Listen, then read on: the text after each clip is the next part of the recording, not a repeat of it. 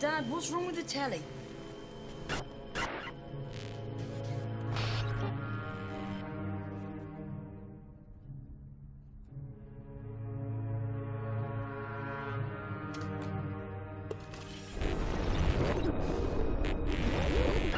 Good evening, London. Allow me first to apologize for That's the emergency channel. I do, like many of you, appreciate the comforts of everyday routine, the security of the familiar, the tranquility of repetition.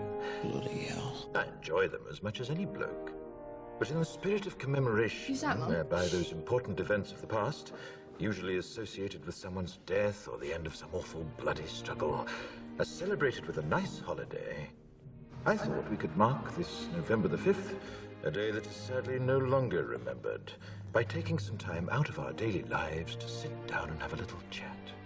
There are, of course, those who do not want us to speak. Let me think, just let me think. In fact, even now, orders are being shouted into telephones, and men with guns will soon be on their way. It's Chancellor Sutler.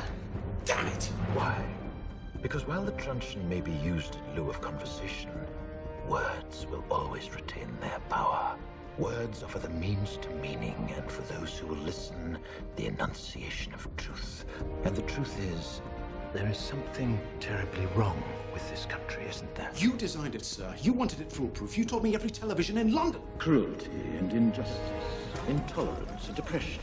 And where once you had the freedom to object, to think and speak as you saw fit, you now have censors and systems of surveillance coercing your conformity and soliciting your submission. We need cameras. How did this happen?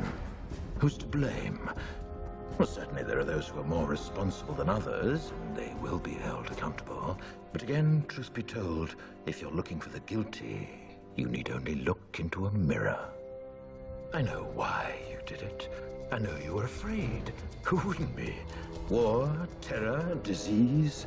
There were a myriad of problems which conspired to corrupt your reason and rob you of your common sense. Fear got the best of you, and in your panic you turned to the now High Chancellor Adam Sutler. He promised you order, he promised you peace, and all he demanded in return was your silent, obedient consent. Inspector, you're almost through. Last night, I sought to end that silence. Last night, I destroyed the Old Bailey to remind this country of what it has forgotten. More than 400 years ago, a great citizen wished to embed the 5th of November forever in our memory. His hope was to remind the world that fairness, justice, and freedom are more than words. They are perspectives.